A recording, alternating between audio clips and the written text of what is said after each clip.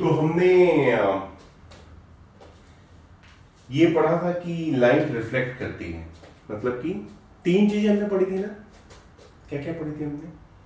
Transparent, आई और सीधे निकल गई, ट्रांसलूसेंट, ठीक है, और ओपैक, तीन चीजें पढ़ी थी। तो जो ट्रांसपेरेंट वाली कैटेगरी है उसमें क्या है, वहीं पे रिफ्रैक्शन का जिक्र होता है। बाहर तो निकली, कितनी निकली, कैसे निकली। आपने कई सारे एग्जाम्पल्स पढ़े होंगे। कभी आपने अखबार है, न्यूज़पेपर,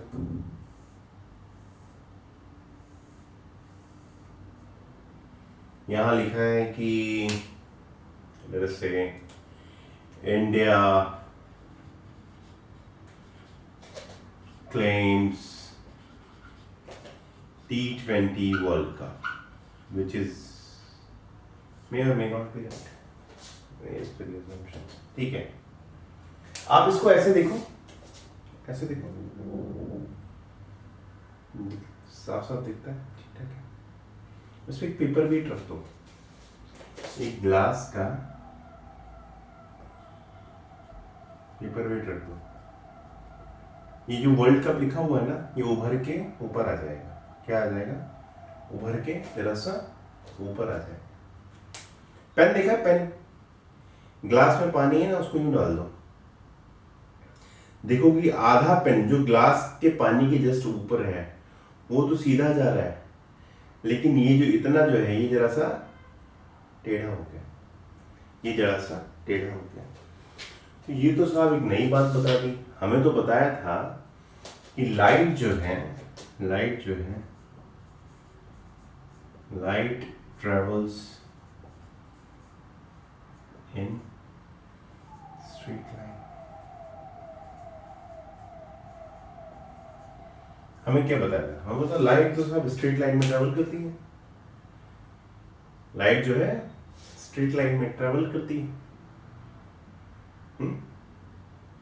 सीधी सीधी चलती है, बीच में कोई आ जाए तो भी सीधी सीधी चलती है। ये हमने अज्यूम किया था, लेकिन यहां पे अंतर क्या हुआ? लाइट वैसे तो हवा में थी, एयर में थी, ठीक है, जब इसके अंदर गई तो किस में चली गई? ग्लास में। ऐसी जो आपका मैंने एग्जाम्पल बताया अभी पानी वाला, ये पेंसिल है,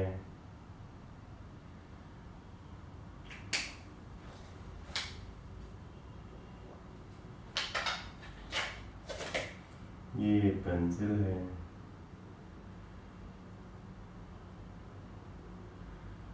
क्या हो जाता है? वैसे तो पेंसिल तो वैसे नहीं खड़ी है यूं, एक्चुअली बाहर देखूंगा अगर मैं हवा में तो ये ऐसी है, लेकिन पानी में ना मुझे जरा सा ऐसी दिखती है, जरा सा टेढ़ी दिखती है, जरा सा ऊपर आए हुए दिखती है। तो ये समझ में आया कुछ तो भसड़ है, there is some problem, there is something different, there is something which is different. Evident तो था, हमें ऐसे तो दिख रहा था by our examples, but we did not have the real cause of it. इसका मुख्य कारण क्या था? इसका मुख्य कारण क्या था? इसका मुख्य कारण है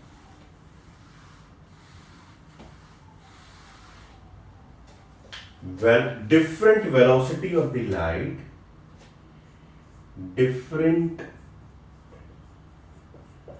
velocity of light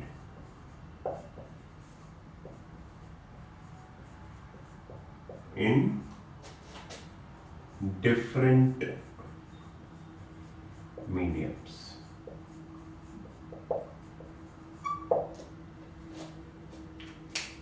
वैक्यूम में कितनी होती है भाई?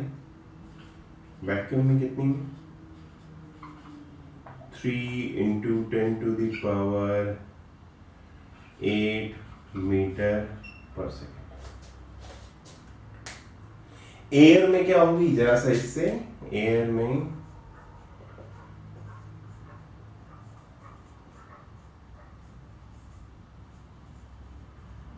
से जरा सी कम हो जाएगी, क्योंकि पार्टिकल्स हैं एयर में, वो इसके मोशन को रिटार्ड करेंगे। वाटर में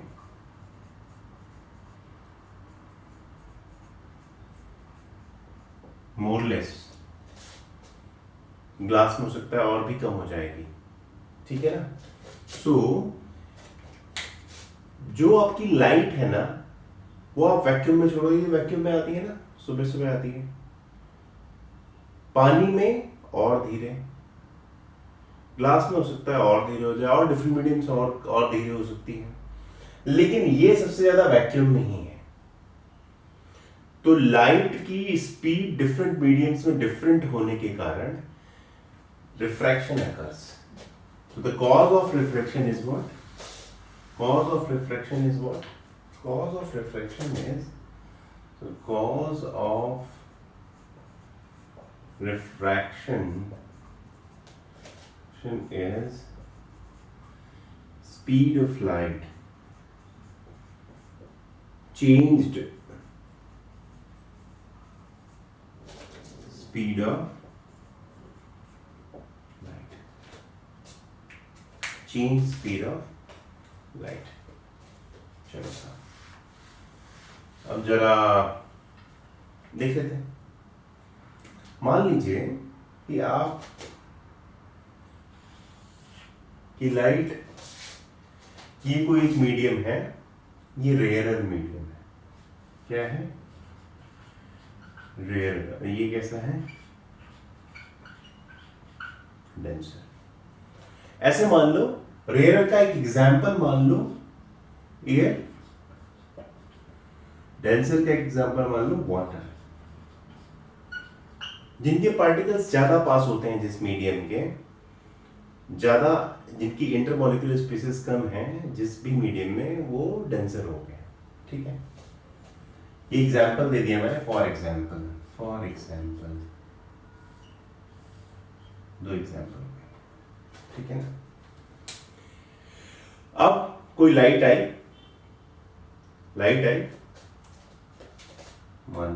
मान लो ये जो है ना इंसिडेंट रे, ये लाइट है, ये हमने मान लिया normal to the surface.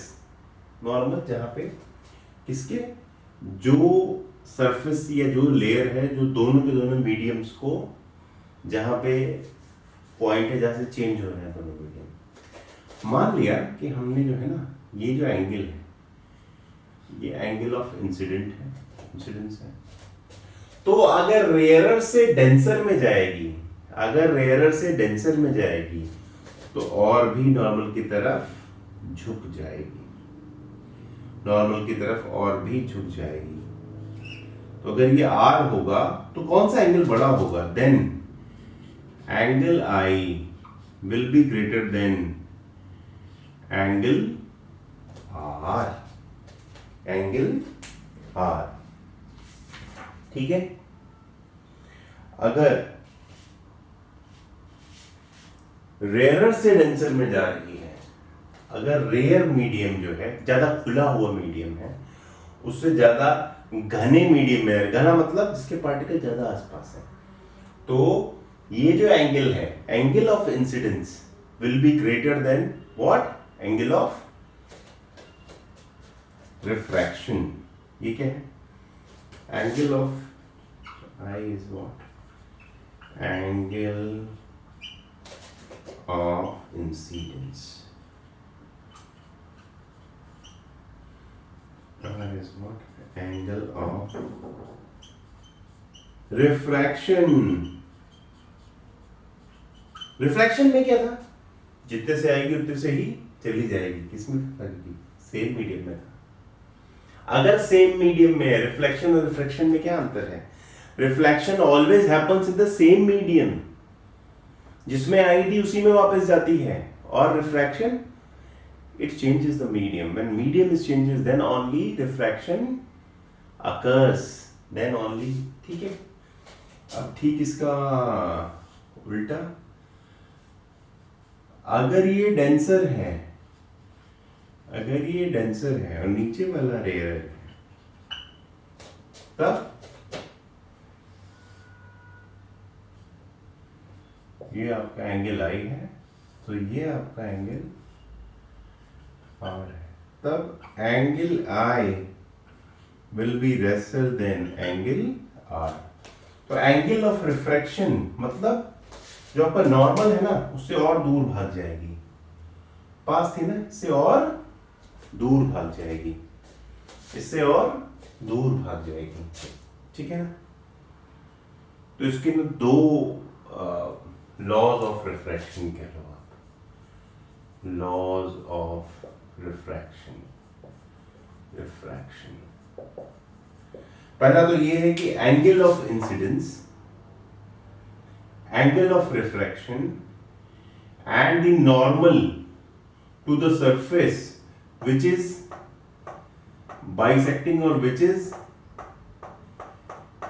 separating both of these mediums are in the same plane. ये और normal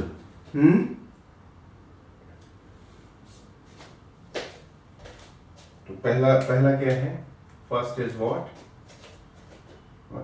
ray of incidence, refraction and normal कौन सा normal,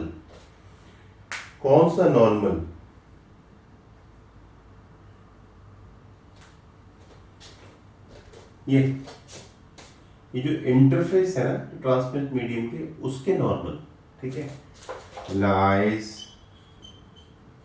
in the same plane. पहले तो इनका एक प्लेन में रहना जरूरी है भाई, इनका एक प्लेन में ही रहना जरूरी है। और दूसरा क्या है, sine I by sine R is constant. इसी को क्या कहते हैं, इसी को स्नेल्स लॉ कहते हैं, ठीक है ना, इसी को स्नेल्स लॉ कहते हैं। और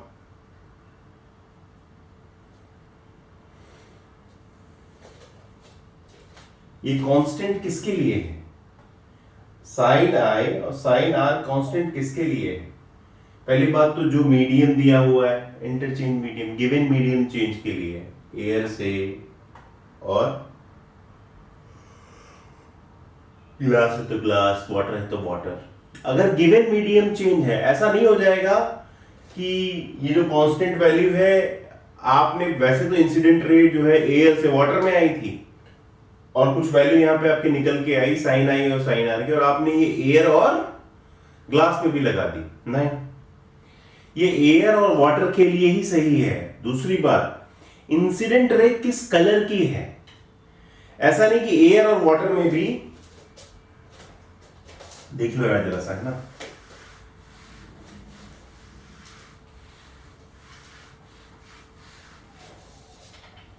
मैंने क्या किया कि मैंने बोला यहां एयर है, यहां वाटर है, ये नॉर्मल है, let us say this is I and ऊपर बांध देना इसको।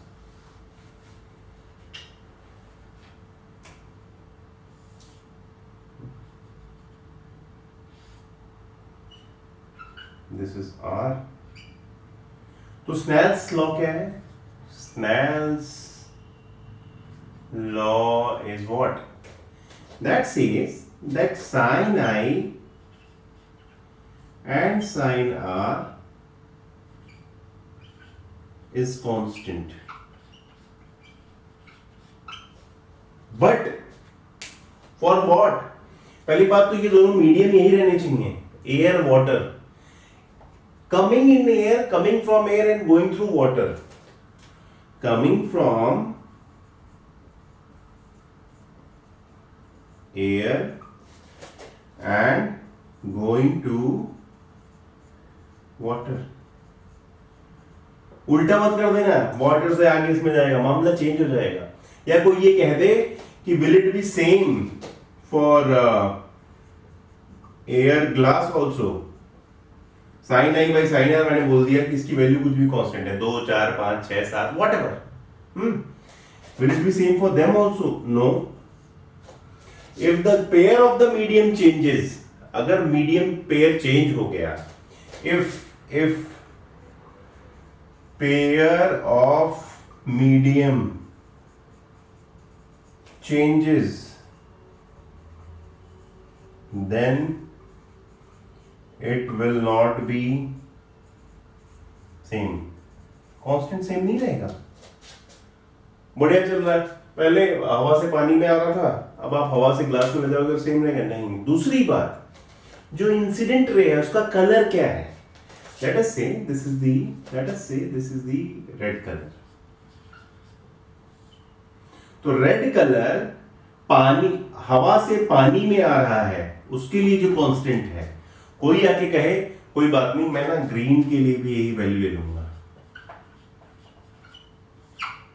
No, this will not be same.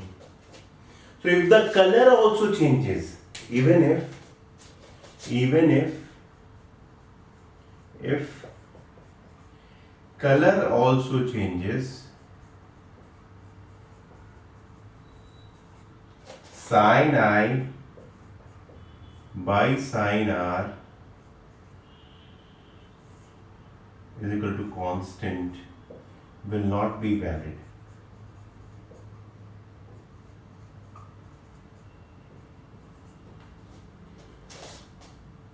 मतलब कि स्नेल्स का लॉ नहीं लगेगा उस पर, ठीक है ना?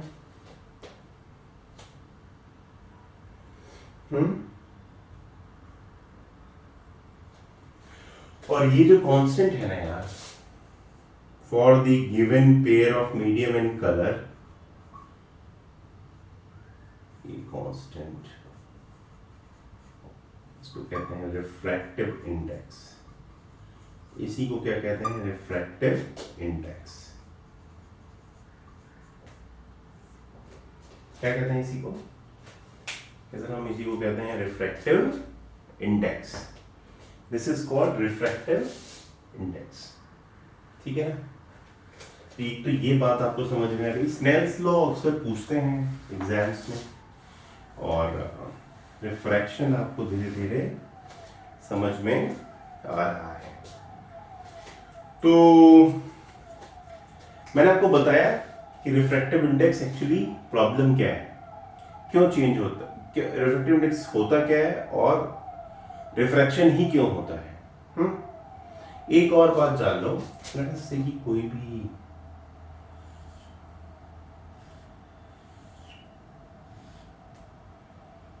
let us say this is medium 1,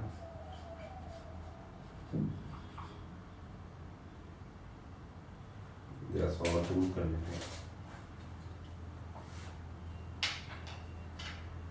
medium 1, this is medium 2,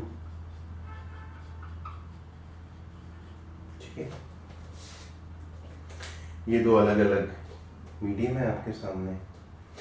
इसे तुम एयर कह लो, इसे तुम ग्लास कह लो, अपनी सुविधा के लिए कह लो, जो भी कह लो, वाटर यूज करो। अच्छा, ये नॉर्मल टू द मीडियम है, ये एंगल ऑफ इंसिडेंस है, ये एंगल ऑफ रिफ्रैक्शन है। आपको समझ में भी आ गया कि ये चेंज हो गया। मैंने क्या बोला था? Angle of I will be greater than angle of R. Okay, कोई आपसे पूछे कि what is the refractive index of medium 2 with respect to medium 1, with respect to medium 1, कोई पूछे कि रिफ्रैक्टिव इंडेक्स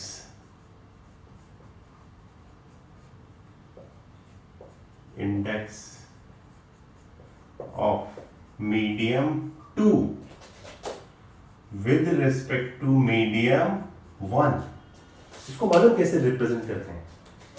पहली बात तो इसे n से भी रिप्रेजेंट करते हैं। जिसका पूछा है वो पहले आएगा, और जिसके रेस्पेक्ट में पूछा है वो बाद में आएगा। याद रखना, जिसका पूछा है वो पहले आएगा और जिसके बाद में विद रिस्पेक्ट टू वन, जिसके जिसके रिस्पेक्ट में पूछा है उसका बाद में आएगा, है ना। ये होता मालूम क्या है? It is actually the speed of light in medium 1 divided by speed of light in medium 2। ठीक उल्टा रहेगा, ठीक उल्टा रहेगा। जो यहां पहले आया है उसकी स्पीड ऑफ लाइट नीचे आएगी, जो यहां बाद में आया उसकी स्पीड ऑफ लाइट ऊपर आएगी। So it is what? Let us say the speed of light here is v1 and इसमें जो है v2 है, तो क्या आएगा? v1 divided by v2 क्या आएगा? v1 divided by v2। ठीक इसका उल्टा पूछा होगा, रिफ्रैक्टिव इंडेक्स। याद रखना, जरा कंफ्यूजिंग है, of medium 1 with respect to WRT होता है, विद रिस्पेक्ट टू मीडियम 2। तो लिखोगे कैसे? मैंने क्या बोला? जिसका निकाल रहे हो वो पहले आएगा और जिसके रिस्पेक्ट में निकाल रहे हो वो दूसरी बार आएगा। फिर स्पीड ऑफ लाइट में उल्टा हो जाएगा, फिर से जो पहले है वो नीचे आएगा और जो बाद में है वो ऊपर आएगा। तो speed of light in medium 2 divide by speed of light in medium 1, which is what v2 divided by v1। तो एक बात तुम्हें और समझ में आ गई यहां से कि n21 जो है respective index of medium 2 with respect to 1 is equal to 1 by n12। यही है ना, v1 by v2, v2 by v1। ये बात तुम्हें अभी ऐसे समझ में आ गई, ऐसे समझ में आ गई। तो एक और बात आप लोग जान लीजिए,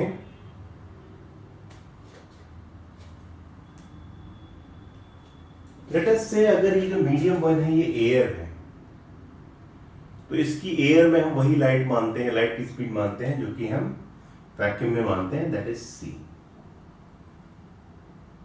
तो मान लीजिए मीडियम 2 कोई भी हो, मीडियम 2 कोई भी हो, लेट अस से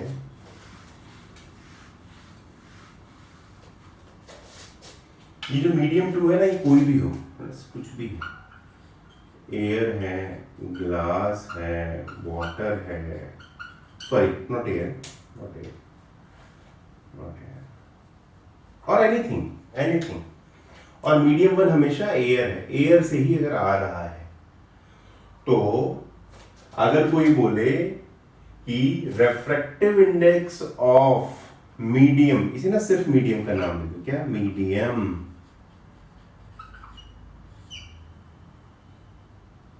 ठीक है ना, with respect to air will be what? Speed of light in air divided by speed of light in that medium, whatever that is। Air क्या होती है? एयर में स्पीड ऑफ लाइट c होती है, ठीक है।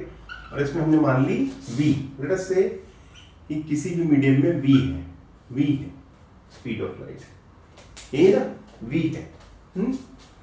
तो भैया इसी को कहते हैं absolute refractive index. What? Absolute refractive index.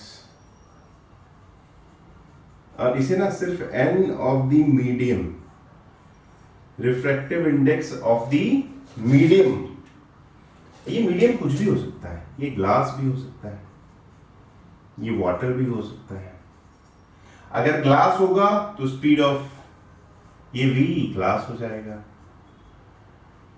अगर वाटर होगा तो यही v वाटर हो जाएगा, अगर सोडियम क्लोराइड होगा लेट अस से मतलब कुछ भी होगा, NaOH होगा तो NaOH हो जाएगा, व्हाटएवर। इसी को हम क्या कहते हैं, एब्सोल्यूट रिफ्रैक्टिव इंडेक्स। क्या कहते हैं, absolute refractive index. Page number 175 पे आपके, पेज नंबर 175 पे there is a table which talks about a lot of refractive indexes, which talks about a lot of refractive